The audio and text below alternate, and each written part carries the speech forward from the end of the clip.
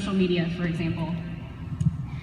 You know, a lot of coaches, they post like 2 to 3 times a day on social media, and they expect people to know they're a Beachbody coach just based off of that alone. Well, hustling is, you know, doing the 2 to 3 posts, but you know, I was in the comment section of my friends' posts, talking to people. I was in groups, I was on Instagram, I was messaging people from like years ago, wishing people happy birthday. I mean, like, just every moment I got connecting with people face to face on a daily basis, every moment I got to talk to somebody and just be relevant, you know, that's what my hustle was, and that's what I found it had to take. You know, not only doing the basic activity, but really, you know, digging into that and committing to your hustle. So, you know, I decided to make a run for it. I committed to the hustle, and I succeeded.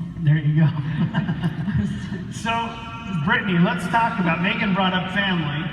Talk a little bit about time and how you schedule your time, and what does balance look like with your business as a busy mom and your husband works. Talk about that a little. Okay, so I have 2 small kids. When I started, they were 1 and 2 years old, and now they're 5 and 6. So just to give you a little background, my husband's full-time, works as a cop. So for me, I remember even doing Shalene's program, Turbo Fire, and she would say at the end of one of the programs, I forget which one it was, she was like, the key to, you know, losing the weight or whatever was write everything down. You know, and I know she was referencing calories and things like that, but I took that as like, I should be writing down things in my business, you know? So every little thing I would write down, and still to this day, every Sunday I take out 30 minutes and I carve out and I write it in my planner what I have to do, down to the post that I'm going to share about. You know, I like to share my story several times a week, you know, but that planner is like my Bible.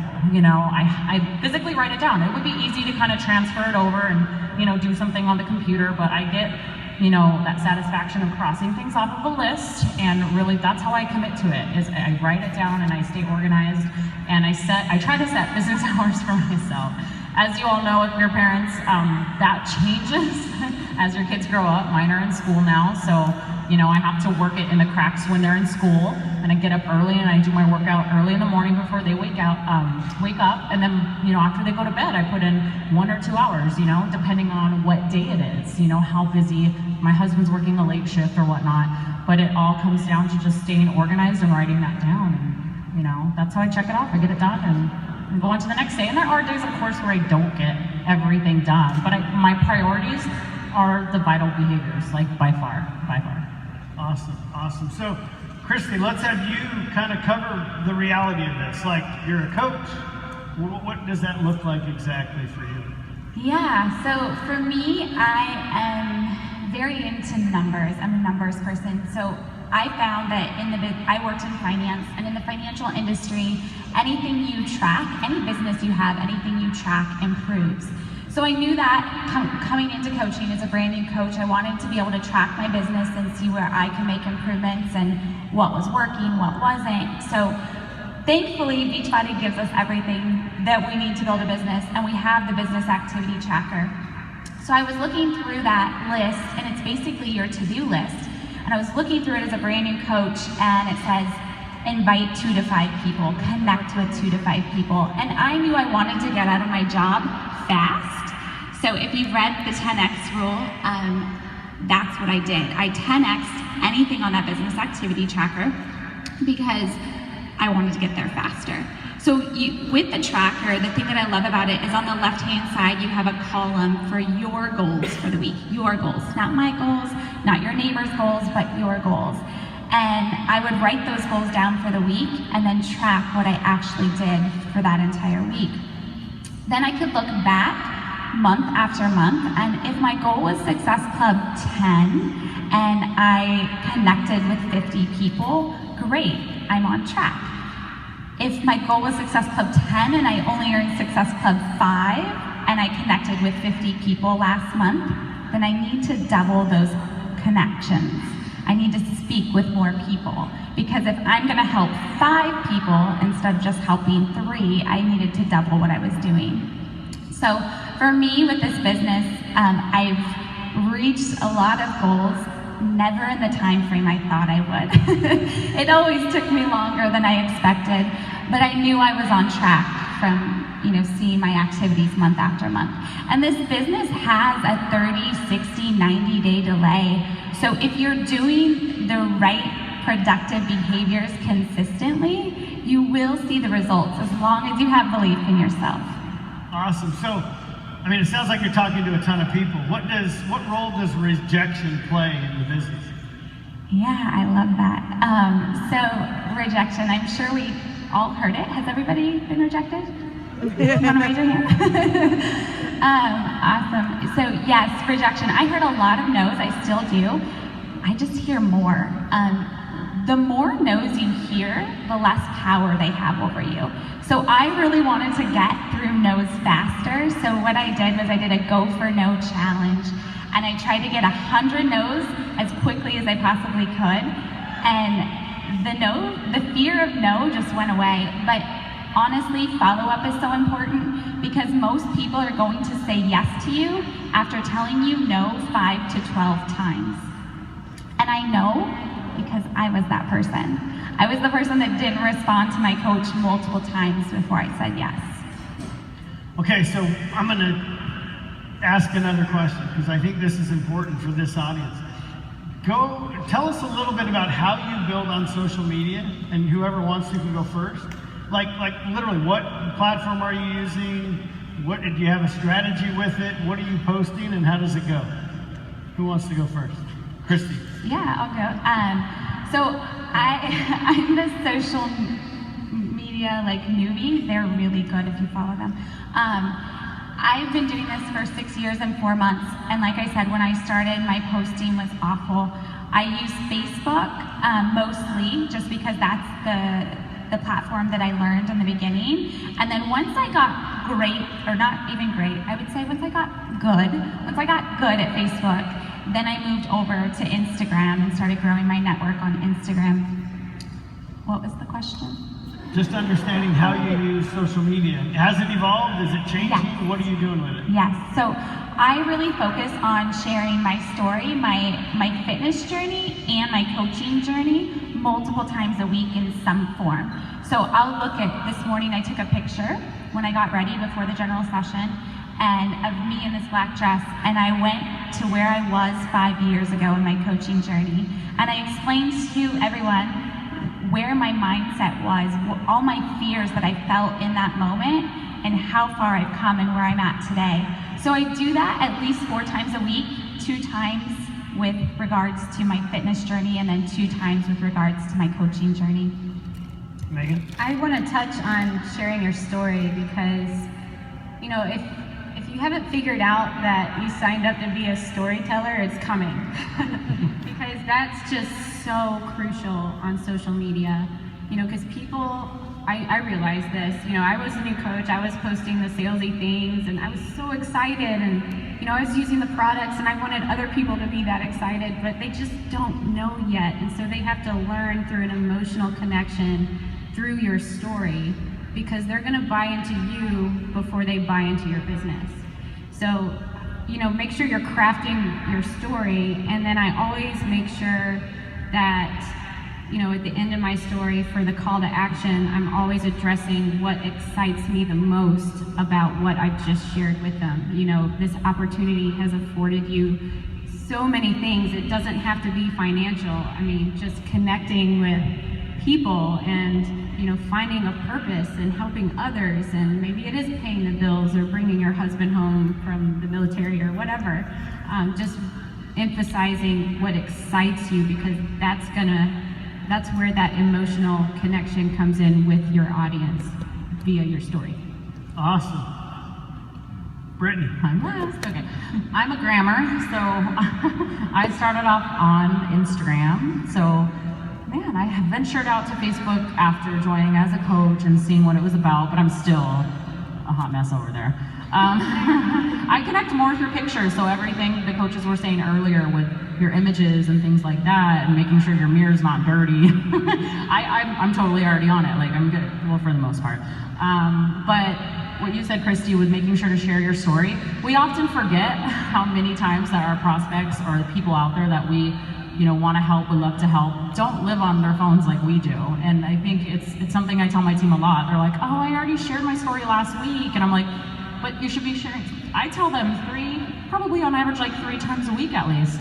And that's what I aim for too. And it's just constantly getting out there in people's feeds. It's not, sometimes I'll have a post that doesn't really add any value, but I know my brand, I know who I speak to. But stories sell and facts tell. Isn't that what we were taught? But that's always what's in my mind all the time. People can go online and look up all the facts and look at, all that too. I mean, we can provide that, but I think there's greater power in sharing your story because nobody has the same story as you. And don't be afraid if you get 0 likes, 0 comments, crickets. That was me for my first 1.5 years. And it just took time for people to kind of build rapport with me. I wasn't somebody that put myself out there. I'm an introvert, I'm shy, and it just took time. But people were watching. I had a coach sign up with me 2 years ago, and she said, Christy, when you first started, no one liked anything of on social media. And I thought, she's crazy, she keeps posting. But she goes, you were such a train wreck, I just want to keep watching you. And she goes, and now I want to join you.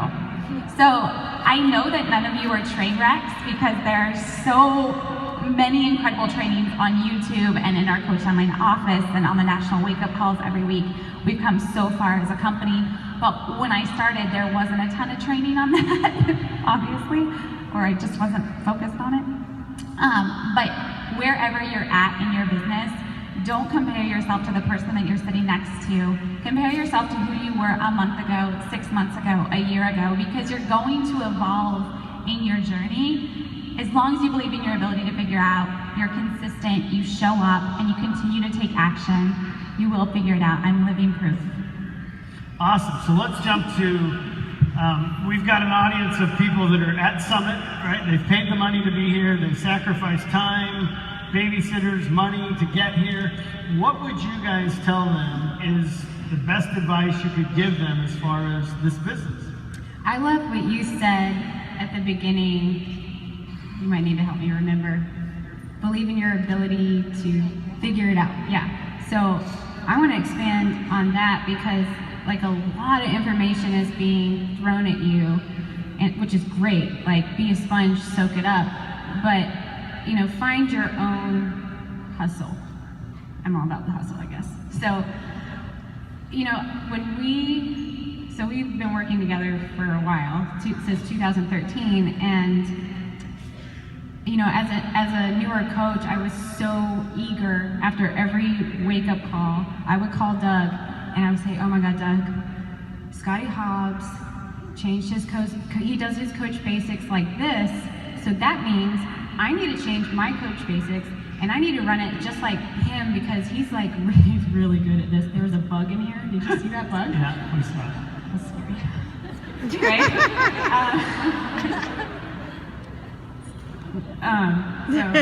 Yeah. Scotty Hobbs. Yeah, I was so threw me off. I was so caught up in what like all the other coaches were doing when really all I needed to do was the basics and stay consistent in being myself. So, it's just important not to get caught up in the comparison game because we're all doing the same thing. So, I just want to encourage everyone to find your own hustle, put in the work, and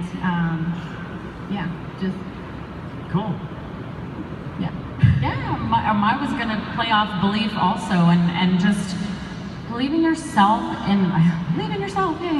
but realize that you're not alone. Like, look at all the people in this room that are out on, the same mission to help change lives.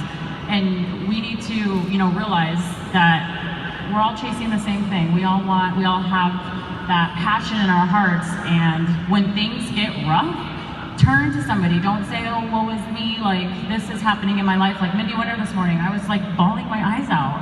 Here I am complaining about my own thing, and I'm like, wow, somebody always has it worse. You're not alone. Lean on somebody, engage in your team page, go to somebody, meet a new friend here, you know what I mean? But reach out, make connections. That's what you're here for at Summit. So make friends in the elevator, on the escalator, in the bathroom, and just remember that you're not alone, and believe that you can achieve all of your goals and dreams and wishes. Perfect. Christy, What was the question? One more time. what would you give advice to this audience? Thank you. I'm busy listening to them. And there was a bug. Distracting. And the bug. Be here in 4 years. And I know a lot of people will tell you be here in a year, but be here in 4. And here's my reasoning why. I went to college and got a 4-year college degree, went in debt $100,000 to get that college degree, to get out of college making $30,000 a year in the state of California. 5 years later, I was earning $45,000 a year in the state of California. So after 9 years of basically going in debt, I was still barely surviving. So when I started coaching, I looked at this opportunity for what it could be, for the freedom that I could create for my family. And I said, I am going to show up and be a student, and I'm going to treat this like I did my 4-year college degree. I'm going to show up, I'm going to learn what it takes to be successful, I'm going to learn what it takes to achieve all my goals, and I'm going to figure it out. And in 4 years, in a year and a half into coaching, I was able to leave my full-time job.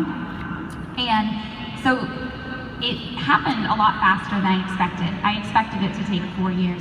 But I went into it with the mentality that even if it took me 4 years, I was going to give it everything I had for those 4 years. Awesome. Well, let's give these guys a round of applause. Christy, Brittany, and Megan. Awesome. Thanks, everyone.